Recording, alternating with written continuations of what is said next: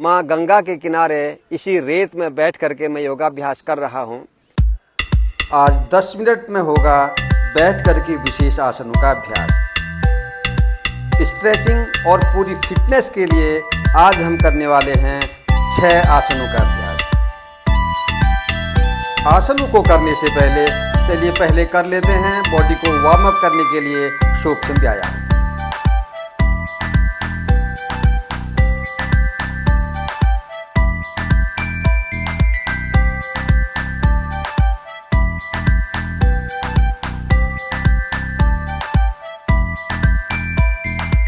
वज्रासन में बैठने के बाद हम आसन का अभ्यास करेंगे उष्ट्रासन का। नए साधक अर्ध उष्ट्रासन कर सकते हैं और जिनका अभ्यास हो जाएगा तो फिर वह पूर्ण उष्ट्रासन कर सकते हैं।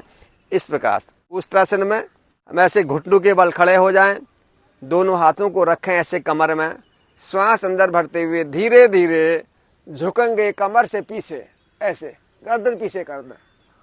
और इतना करने के बाद यहाँ पर जो नए साधक हैं वो इतना करें, यहाँ पर रुकने का अभ्यास करें, श्वासें सामान्य चलती रहेंगी। और जिनका अभ्यास हो जाएगा धीरे धीरे और झुकेंगे और दोनों हथेलियों को ऐसे आप अपने पैर के तलवों पर ले आएंगे। जिससे जितना होता है उतना करेंगे। तो यह है उष्ट्रासन। आसन में रुकें, श्वासें सामान्य चलती रहें और शरीर में हो रहे खिंचाव के प्रति अपनी सजगता बनाएं और फिर आराम से वापस वज्रासन में विश्राम। 1-2 बार गहरी सांसें लें। बहुत अच्छा आसन है कमर के लिए, रीढ़ के लिए, साइटिका, स्लिप डिस्क पेन के लिए, सर्वाइकल पेन के लिए। लेकिन यदि कमर दर्द अधिक हो रहा हो तो हल्का झुकना है, पूर्ण स्थिति में नहीं जाना है। अब बैकवर्ड बेंडिंग के बाद फॉरवर्ड बेंडिंग का आसन भी जरूरी है। तो दोनों घुटनों को इस प्रकार फैला लें। तो करेंगे शशकासन का अभ्यास। पीछे बैठे रहना है और श्वास बाहर छोड़ के दोनों हाथों को आगे ले जाएं और कोहनियों तक जमीन पर और थोड़ी जमीन पर लगा लेंगे। ऐसे शरीर को ढीला छोड़ दें, सामान्य श्वास लेते रहें। यह है शशकासन का अभ्यास। आराम से वापस फिर से वज्रासन में वापस आ गए, विश्राम। यदि आप फिटनेस के लिए करना चाहते हैं, आपको कोई शारीरिक दिक्कत नहीं है, तो यदि नियमित रूप से आप सुप्त वज्रासन का अभ्यास करते हैं, आपको कभी रीढ़ की दिक्कत नहीं आएगी। रीढ़ इतना फ्लेक्सिबल हो जाएगा, कमर इतनी लचीली बन जाएगी, आपको कोई दिक्कत नहीं आएगी, रीढ़ की कोई समस्या नहीं आएगी। तो इसके लिए क्या करेंगे, देखिए। सुप्त वज्रासन के लिए ऐसे ही वज्रासन में बैठना है। दोनों हथेलियों को इस तरीके से रखें पीछे, कोहनियों को लगाएं ऐसे जमीन पर, आगे घुटने जमीन पर लगे हुए हों, आपस में मिले हुए घुटने, और धीरे धीरे ऐसे सिर को लटका दें पीछे और पीछे झुकें।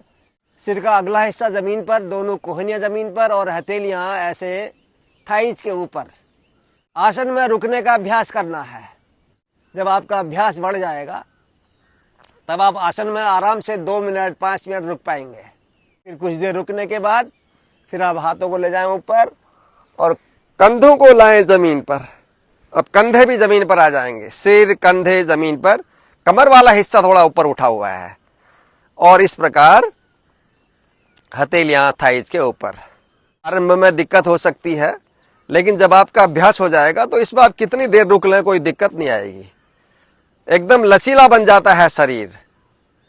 आराम से अपनी क्षमता के अनुसार आसन में रुकें और फिर वापस आने के लिए कंधों को थोड़ा ऊपर उठाएं, कोहनियों को लगाएं जमीन पर और आराम से हथेलियां टिकाते हुए वापस वज्रासन में गहरी सांस लें।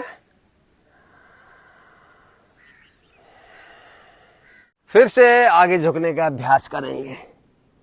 पीछे झुकने का अभ्यास होता है तो आगे भी झुकने का अभ्यास करना है। शशकासन। वापस अगला आसन हम करेंगे मत्स्यासन का अभ्यास। ऐसे पद्मासन में बैठने के बाद दोनों हथेलियों को ले जाएं पीछे इस प्रकार और धीरे धीरे कोहनियों को जमीन पर और सिर का अगला हिस्सा टच करना है जमीन पर, ऐसे ऐसे। और दोनों हाथों से दोनों पैर के अंगूठों को पकड़ लेना है, कोहनियां जमीन पर। यह है मत्स्यासन। शरीर बन जाता है हल्का मछली की तरह। खिंचाव को अनुभव करें, प्रत्येक अंग में खिंचाव होने लगेगा। अपनी क्षमता के अनुसार रुकें आसन में और फिर जब वापस आना हो तो दोनों हाथों को ले जाएं ऊपर, सिर को करें सीधे, कंधे जमीन पर, और फिर कोहनी में दबाव देते हुए आराम से ऊपर उठ जाएं। नए साधक इस अभ्यास को नहीं कर पाएंगे, लेकिन कुछ साधक जो धीरे धीरे अभ्यास कर रहे हैं वह नियमित रूप से इस अभ्यास को करेंगे। और इसके साथ एक और अभ्यास अभी कराता हूं, योग मुद्रासन। ऐसे पद्मासन में बैठे हैं, दोनों हाथों को पीछे इस प्रकार बांध लेंगे। गहरा श्वास भरें, पूरा श्वास बाहर छोड़ते हुए झुकेंगे कमर से नीचे और धीरे धीरे माथे को जमीन में टच करें और इस प्रकार आसन में रुकें।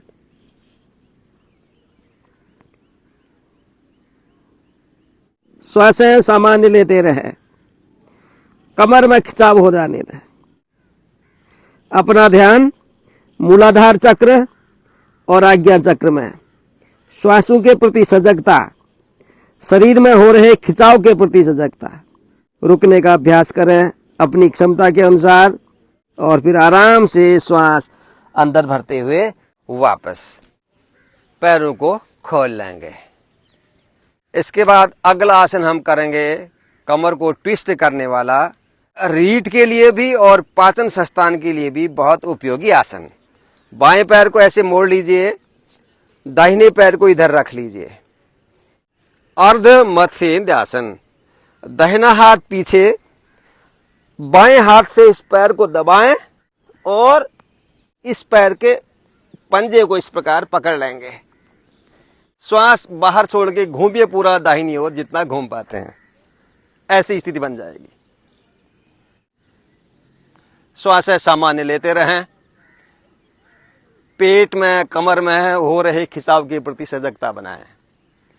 पाचन संस्थान के लिए भी और रीढ़ के लिए भी बहुत उपयोगी आसन है अर्ध मत्स्येन्द्रासन। पाचन संस्थान के सारे अंगों को सक्रियता प्रदान करता है। विशेष रूप से डायबिटीज के लिए बहुत उपयोगी आसन है। रीढ़ के लिए भी बहुत अच्छा आसन है। अपनी क्षमता अनुसार रुकें आसन में, फिर आराम से वापस पैर को सीधा कर लें। अब दूसरी ओर से भी यही अभ्यास करना है। अब दाहिना पैर मोड़ लें और बाएं पैर को रखें इधर, बायां हाथ पीछे। अब दाहिने हाथ से इस पैर को दबाएं, ऐसे ये पैर पकड़ देंगे। श्वास छोड़ करके घूमेंगे पूरा बाईं ओर, जितना घूम सकते हैं अपनी क्षमता के अनुसार उतना घूमें। जितना आप घूमेंगे उतना आपके पाचन संस्थान पर दबाव पड़ेगा। पेट भी दब रहा है और कमर से भी पूरा घूमे हुए हैं, ट्विस्ट हो रहा है आपका रीढ़। तो रीढ़ के लिए भी और पाचन संस्थान के लिए भी बहुत उपयोगी आसन है। आराम से वापस रिलैक्स। अंत में ऐसे विश्राम आसन। आसनों को करने के बाद ऐसे दोनों हथेलियां पीछे करें, झुक जाएं थोड़ा पीछे, आरामदायक स्थिति में शरीर को लेके आएं। आंखें हल्के से बंद, शरीर को ढीला छोड़ें, लंबी गहरी सांसें लेते रहें। 5-7 मिनट ये सूक्ष्म व्यायाम का अभ्यास और इन 6 आसनों का अभ्यास, जिनको आप 2-2, 3-3 बार रिपीट करें। यदि इतना अभ्यास आप नियमित रूप से करने लग जाते हैं तो आप रहेंगे हमेशा फिट और तंदुरुस्त। धन्यवाद। आज का वीडियो यहीं पर समाप्त करते हैं। मिलते हैं जल्दी और एक महत्वपूर्ण वीडियो के साथ। तब तक आप करते रहिए योग, स्वस्थ रहिए, प्रसन्न रहिए। आप सबका मंगल हो। जय हिंद।